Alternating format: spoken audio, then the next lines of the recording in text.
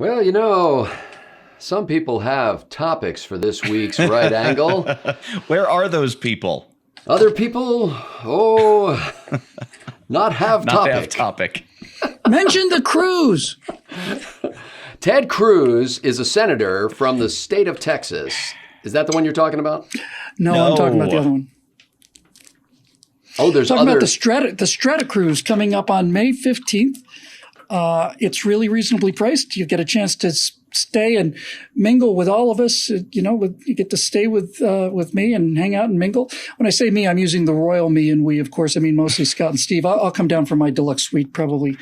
Yeah, I was going to say, when you say stay with, you don't mean in the suite. Yeah. No, but I do Bill mean, will appear at the crack of cocktail hour. I mean it. And if you go to BillWhittleCruise.com, you can see the details for the StratoCruise, including an incredibly cool itinerary. And Steve and Scott will be there, but I think you should try and come anyway. Scenery's yeah, but we'll anyway, have our spouses with us, and that kind of takes the edge off a little bit. Yeah.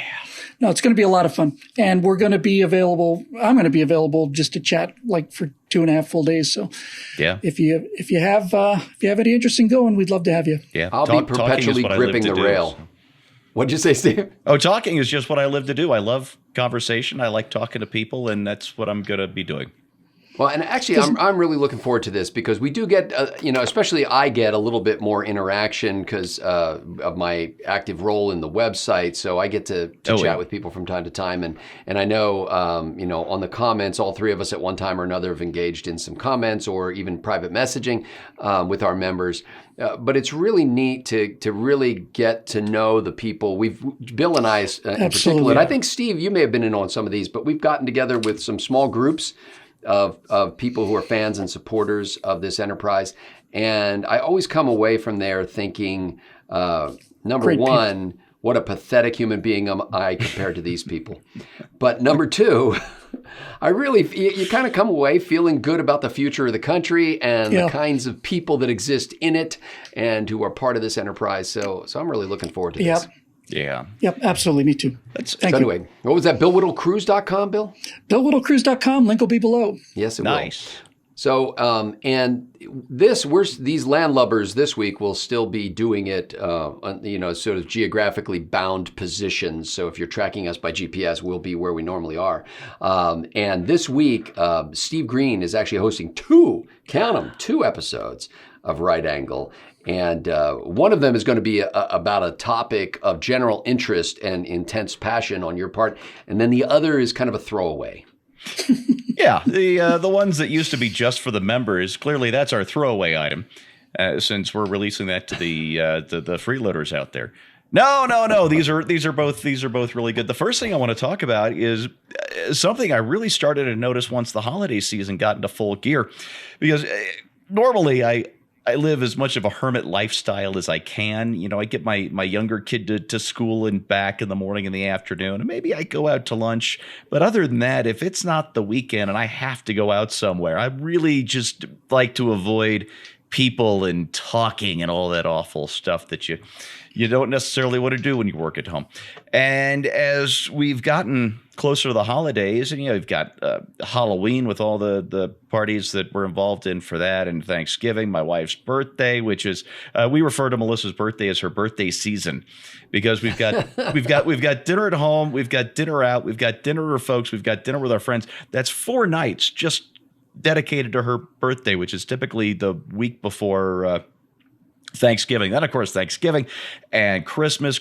We've got Christmas with the family, Christmas with the friends, Christmas with some other friends. I mean, we've also got 4 nights of Christmas, if I remember correctly. I just can't remember what they are all off the top of my head. Sorry to interrupt you, but Scott, do you feel like you and I grow up in a cave, Scott? When you hear this, do you feel like you and I just live in a cave someplace? I don't know I don't know that many people. It's crazy, and we're around all of these people all of the time for like 2.5 months. It's just no, actually, I really love it, and it kind of makes up for the rest of the year when I live this sort of hermit lifestyle. But I will tell you what nobody is talking about. Nobody is talking about impeachment. I'm going to all these parties and all these events. Yeah, and all of these get-togethers and cocktails and all of this stuff. And I remember 1998, you couldn't get maybe a foot out your front door without somebody asking your opinion on the Bill Clinton impeachment. And now it's nothing. You find it on Twitter, of course, where everybody's just shouting around each other, above each other, or through each other. You see it a bit on Facebook, but you get offline and it's like it's not even happening. And it's the biggest Steve, field in American politics. In fairness to the people, the Clinton impeachment, it was a little bit more salacious. I mean, you're talking about what went on between President Clinton and his intern versus what went on between President Trump and some guy on the other side of the ocean. Except that my nerdy friends were all talking about procedure and, minutiae and stuff, not just stained blue dresses. Oh, is that what we're calling it these days? Procedure and it may have been minutia when it came to President Clinton, but well, I don't know. I've heard some things about President Clinton. Anyway, so just the idea, and can I throw in on top of that, which you may or may not want to reference, is that I just saw a story that after all of these hearings in the last month of media siege on the whole impeachment idea, where every single story was somehow tied back to the impeachment, public opinion has changed not a bit. Actually, I've been keeping track on Real Clear Politics. RCP does their poll average, and the support for impeachment average peaked at under 50%. It was like 47.8% or something like that back in October before the hearings began. And since the hearings began, it's just been a slow, steady loss of support. And last I saw it was down to 42 or 43%, and it never crossed the 50% threshold in the poll averages. And about half the country wants, according to a new Fox News poll, they want to see the president impeached, not necessarily removed from office, but just impeached. And I think if they had done a follow-up question and said, okay, you want the president to be impeached, be honest with me, is it just because you want this to go away? Right? Get it over with. Rip off the Band-Aid, let Congress have the vote, and then for God's sake, CNN and MSNBC can talk about something else. Okay, so this time I'm not going to forget to write this down while we're actually talking about it. Ooh. So this is the impeachment, the lack of interest. Yeah, nobody cares. Nobody cares about impeachment. Okay. Well, nobody cares in the real world. If you're online, as I said, it's everybody screaming at one another. But that's about it. Even on Facebook, I'm not really seeing. I'm not on Twitter at all anymore. I'm still on Facebook, mostly, hey, I wrote this thing. You can click over and read it if you like. Or here's a silly thought I just had. Or here's an amazing picture of one of my kids I just took. That kind of thing. It's because of my kids, not because of my photography skills. And I don't see it. By the way, I want you to start telling your children that your wife's birthday will, from now on, be referred to as Ramamamadan. Ramamamadan, hamana. Did I pronounce that correctly? Or did I leave out a hamana? Ramanama Ding Dong. Ramamamadan. Come on. So then the other episode, Steve, this is, I know you've been working on some new concepts for our programming. Well, something fresh, something zesty. I was really, really stumped. Usually for the lightning round, I've got to find 5 news stories so that each of you guys gets 2 headlines, and I say one for myself at the end. But I'll tell you what, we are in the slow news season. It's pretty much either impeachment or this is your Hallmark movie of the day. And there's not a whole lot to get through. It's getting 5 headlines for that just proved to be impossible. Oh, who am I kidding? I got 5 headlines for you. We're doing a lightning round. No, you shouldn't do that to me. That's just yes, mean. I should. That's suckered. That is we all got the suckered fun. by this grifter. I just, every time you do that, you set me up, and I just feel like I should be going like, Elizabeth, I'm coming to see you. I'm not going to take the football away from you next time, Scott, I promise. Okay. So that's it then. So Steve, the other one that's all I got. I'm sorry. Is lightning. What I'm really sorry for is our paying members who actually enjoy enduring the backstage segment. Whenever I do a lightning round, of course, it's a shorter segment because we don't have the thing to talk about. That's why I stretched out the intro, Scott. not to annoy you. Well, not well, just the people who watch Backstage do it for the same reason that people watch Jerry Springer, So I was going to say NASCAR races, but yeah, go ahead. You serious? Is that real? Are those people real? Yeah. Where do they find people like this? They actually volunteer. Of those shows, those like crazy Jerry Springer-like shows, those people actually right, because they solicit them at the end of the show. They're like... Yeah, they want their 15 minutes. Yes. They're like, if you're married to an entire litter of puppies, contact our producers. We've got a show for you. And these people come on and they seem like totally clueless, like, gee, I wonder why I'm here today. Whoa, there's the 6 women I've been cheating on my wife with. They're in the studio with me. At that point, don't you just have to get up and leave? But no, they don't. They never do. No, not wise enough to do that. Okay, so Bill Whittle, perhaps you also would like to host an episode of Right Angle, and I'm doing this. I'm having you go next because I don't know what I'm going to do, and I'm stalling for time. How much time do you need? Can you give me like 30? 30 minutes? 30 minutes, roughly. All right, Bill and I are going to do 30 minutes of improv while Scott does his homework. That's right. I'll bet you could. Yeah, I'm actually going to take something I just think is interesting, and I'm not even really advocating this so much as I'm interested in people's opinion on it. It doesn't look like this motion to dismiss is going to happen, but there was apparently talk about when the impeachment articles come, the first thing they do is just vote to dismiss them. They don't even go to trial. They're just dismissed. And it looks like the latest news is that McConnell's saying he wants to just acquit Trump and stuff. And I want to make the case for the motion to dismiss. Yeah. And I want to make the case meaning that the motion to dismiss would be an indication of how unserious this is. And it would be a warning in the future that if you come to an impeachment process, you don't have a single vote from the opposition party, then we're just going to dismiss it. It's just going to be laughed out of court. That's what it should be done. It should be laughed out of court.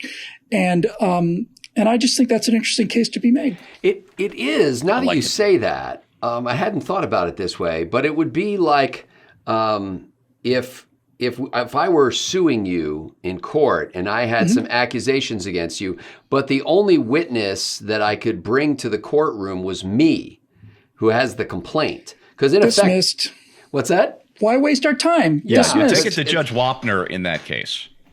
But if you can't get a single other person or some outside expert, I mean, even their experts were so-called experts that were, scholars, book authors, and people who came and from the Political Action Committee meeting that they just attended the previous night, where they're big donors to the Democrat cause, and they come in and make it seem like they're giving some sort of unbiased opinion. But yeah, Nancy Pelosi was right. She should not have entered into an impeachment process if you can't get some kind of bipartisan support. Because that is an indication that it's not serious, right? If these crimes were serious, there are enough, I almost can't believe I'm saying this, but there are enough people of conscience in the House, one way or another, to seriously, to look at this and say, even though I'm a Republican, even though I'm going to get pilloried for this, I think this is a serious offense. You know what? I was going to save this, I think, for my segment on why people don't care, but I think it'll fit better in yours, Bill. I found this headline. Where is it? Give me just a second to dig this thing up. Yeah, Daily Caller surveyed all 31 House Democrats who won in Trump districts. In other words, Trump won the congressional district in 2016, but they won election as a Democrat in 2018. And out of those 31 swings district Democrats, guess how many would go on the record saying they would vote to impeach Trump? God, please tell me it's none. Zero. Wow. Zero. That's awesome. Yeah, I know there was a story. Fully commit is the phrase that Daily Caller used. We had a story, and I was wondering why it was such a big story. There were like some Democrat congresswoman said she would vote to impeach Trump, and I'm like, duh, aren't they all going to, what's the big deal? No, but they aren't. Well, I think that was because she was this swing district kind of person. Did you see the story about, I think his name is Jeffrey or John Van Drew. He's a representative from New Jersey who won in a district that President Trump won by 5 points. And he has, after meeting at the White House, he has announced he's becoming a Republican. Oh yeah, the New Jersey guy. That's good. Keep an eye on him. Apparently, he's very unpopular in his district as a Democrat. I'm not sure he's going to be much more popular, if any, as a Republican. So he may not be around after next November. Well, and there was a bit of a story about that. You know, some of the media said, "Well, this guy is declaring," but the big story was that all of his staff is quitting because he's switching to the Republican Party, or like half a dozen people. I'm like, that's the big story. Like something's gone horribly wrong, so all the Democrat staffers that were working for him have decided to quit. Duh. That's such a huge non-story. You know, I have a huge respect. I'm pretty sure it was Dick Armey, when he was still a congressman from Texas, who did it what I would call the right way. He came along to the GOP in Reagan's wake, and instead of just in the middle of his term in Congress saying, you know what, I'm switching parties, he stood down as a Democrat and re-stood up for election as a Republican and won it that way. And that's real courage. That's the honorable way to do it. Yeah. Absolutely. This Van Drew thing, Representative Van Drew, looks really opportunistic. It looks like he saw the writing on the wall and realized that he couldn't win in that district if President Trump and the political action committees around him put up a fuss in that district. And so instead of being the target of the president and his allies, he decided to be on the side of the president and his allies. You know what this setup kind of reminds me of? You know how Reagan got his big tax cut through in 1981 or 1982? I can't remember which year that was, against a Democratic House and a solidly Democratic House. He made a personal pledge to every Democrat who would vote for his tax cut that he would not campaign against them and in favor of their GOP challenger. And Reagan was so personally popular, of course, that was a huge deal to not have Reagan come into your district and campaign against you. And it brought enough Democrats on board to get that tax cut passed by a nice margin. Talk about taking, that's got to be a painful decision. Oh yeah. It's like we're gonna lose this election essentially in some of these districts just so we can get this piece of legislation through. But it was great legislation. It set things. That and Paul Volcker snuffing out inflation with that nasty 1981 recession. Those two things really set the stage for the recovery, the boom times that kept going on through the 90s. For the massive income equality that we enjoy today. Sorry, I've been doing too many of these Bill Whittle Now shows. Now I just can't hear anything Starting to seep in. We want a hair sample. Okay, so because I'm sick of politics. Oh, thank goodness. I just can't take it anymore. This is my story for this week. And I hate this story. Like, this shows you how sick I am of politics that I would choose this as the story that I want to talk about. Our buddies over in Berlin are seeing that a court case come up. It turns out that piglets, German piglets, I mean the actual, tiny porcine, baby porcine creatures, yes, are filing a lawsuit and they are suing over castration. So I assume it's specifically the male piglets who are filing this lawsuit. But apparently in Germany, you can get away with that kind of thing. You can have the piglets actually file suit. And so the piglets don't like being castrated. But if you don't castrate a male pig, when it comes time to go to market with that meat, it suffers from something referred to, I'm sorry, I don't even want to say this phrase. I'm wincing preemptively. It suffers from something called boar taint. So, and what I took it to be is kind of like, it's like venison can be a little gamey coming from a buck versus a doe. And so boar taint, and I'm sure we have viewers right now who are going, that's not what boar taint is. Let me tell you exactly what boar taint is. We got other ones going, boar taint's a serious problem. I've been dealing with boar taint since I was a boy. I'd gone 50 years without ever hearing the phrase boar taint, and now I think I've heard it 14 times in the last 100 seconds. We're trying to make up for lost time. Thank you. You didn't get a chance to hear it before. But no, this is literally this is, according to the PETA, of course, is involved in this, the People Eating Tasty Animals. People for the Ethical Treatment of Animals, argues that under German law, animals cannot be harmed without a reasonable explanation.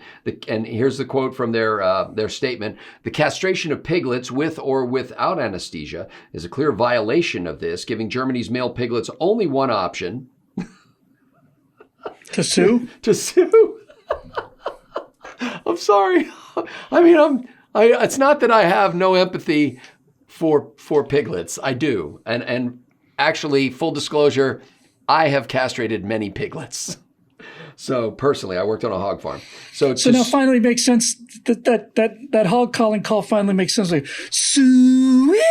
That's there it is. You can tell the moment. It's a call for legal action. Is it? Actually, are they saying sue me? Well, maybe I just didn't hear it right. Yeah, that term doesn't actually bring the hogs. It brings the attorneys. So when you cry out like that, sue me.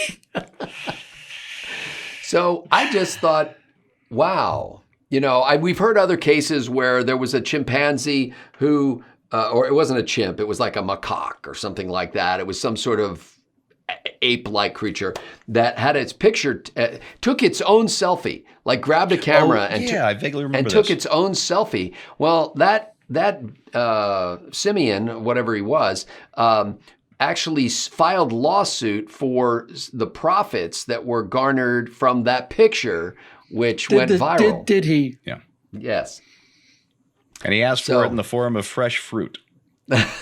That's right. Settled for 2 bananas and a frozen orange. Just give him an EBT card so he can just walk in any grocery store and help himself.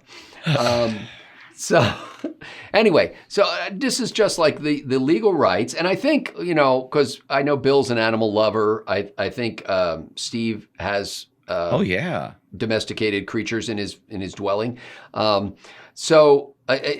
As a conservative and as somebody who cares about every living thing, and as someone who has literally had the razor blade in his hand and done the work, I can understand people being compassionate about that.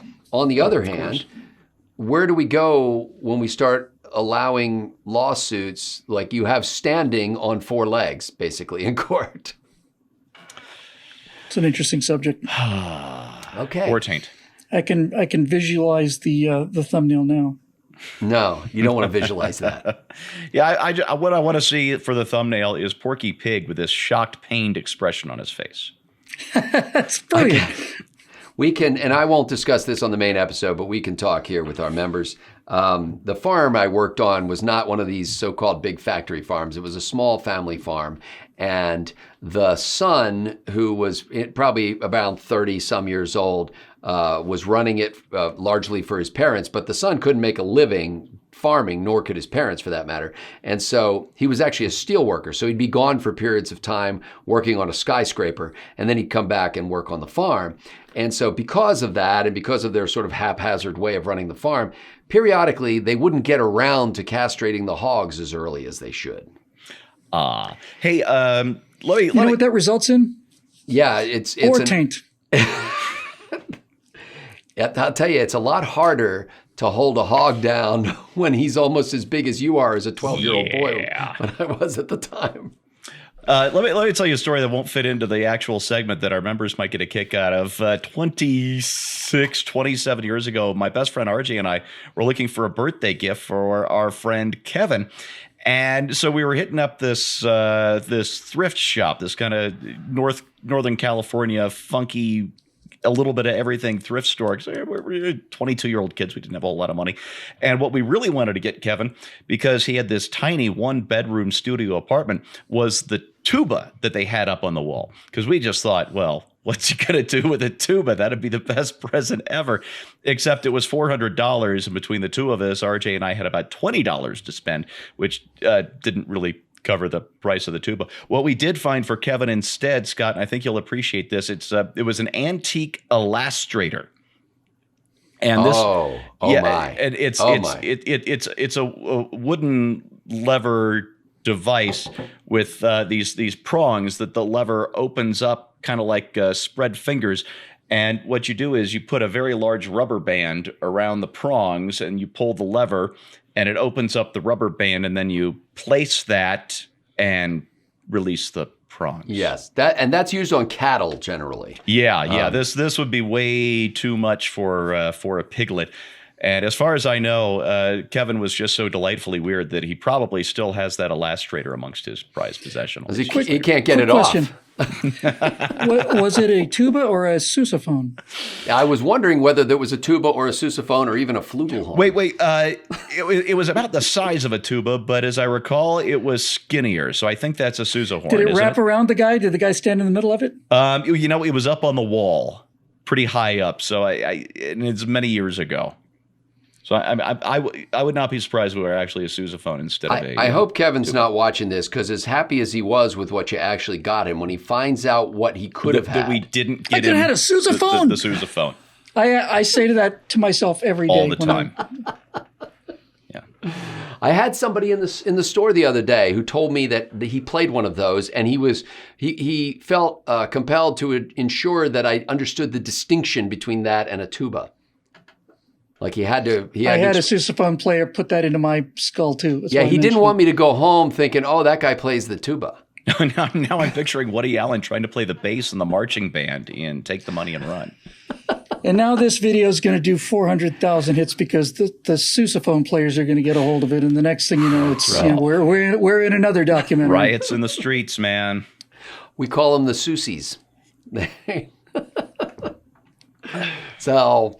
Anyway, I don't want to get too graphic in the actual episode because I know, like, most people haven't seen that, and I know that I'm inured to it because I watched it dozens of times and did it sometime myself, or probably hundreds of times. But I will tell you that it annoyed the piglets at the very least. And you would spray this not disinfectant, not antibiotic. Maybe it is an antibiotic, but it's this antiseptic. Yeah, antiseptic. It's this spray. It's called Blue Coat, and you spray it on there. So not only does it help to heal that wound and help the piglet after the fact, but it also clearly identifies the piglets you've already done. Because it's blue.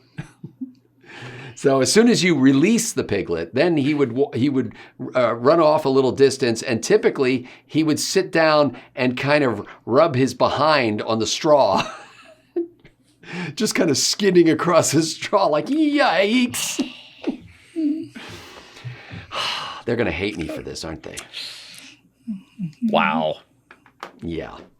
All right. So to wrap things up here, we have this cruise that's happening in May. It's May 15th through the 18th, I believe. It's going to be a blast. Yeah. And it's a $75 per person to hold it until December 25th, and you have till middle of February to pay. It's only I think it starts at $800. Yeah, and the prices for each of the different kinds of rooms are on the website. When you go to BillWhittleCruise.com, you can see all that. And this is something we've been talking about for quite a while. In fact, we've been talking about a variety of ways to get together with our members. And generally, it involved, kind of renting a fire hall for $10 with folding metal chairs.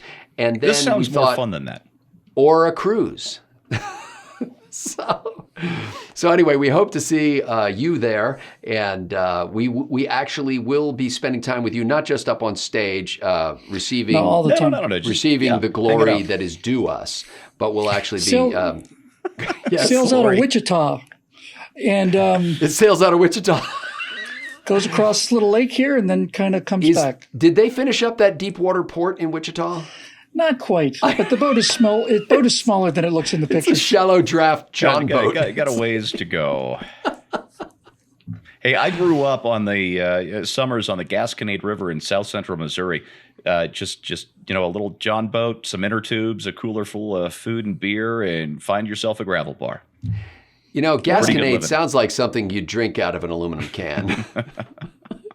Hey, toss me another Gasconade. So, ladies and gentlemen, check out the cruise information in the link below. Love to have you. And, of course, you're a member, so we want to thank you for that. And I never mentioned this, but by the way, if you are a member at, let's say, the basic level, and you would like to step up and become a member at the sustaining or producing level, you can actually do that from the website. When you're logged in at the website, click that account button and you go to your account page, and there's an opportunity there to upgrade your membership. If you have any questions about how to do that, I know I've had people who have written to me and said, "Hey, can I get like another basic membership?" Well, you don't need to do that. You can, and in fact, that would cause great confusion. You go from being a really cool person to being 2 really cool people or 5 really cool people, depending on on your budgetary constraints. So you can just go there and upgrade. I think the sustaining membership on a monthly basis is $19.95, and the producing membership is like $49.95. So if you'd like to step up to those levels, go and hit the website for that. When you share these videos, by the way, and since we still haven't eaten up 45 minutes according to my time, when you share these videos, it's ideal. People have asked me this question too. Does it matter whether I watch on YouTube or whether I watch on your website? Because I want to make sure it gets counted for purposes of YouTube revenue. No, YouTube counts the ones you watch on our website the same way they count the ones that you watch on YouTube's website. So therefore, watch it on BillWhittle.com.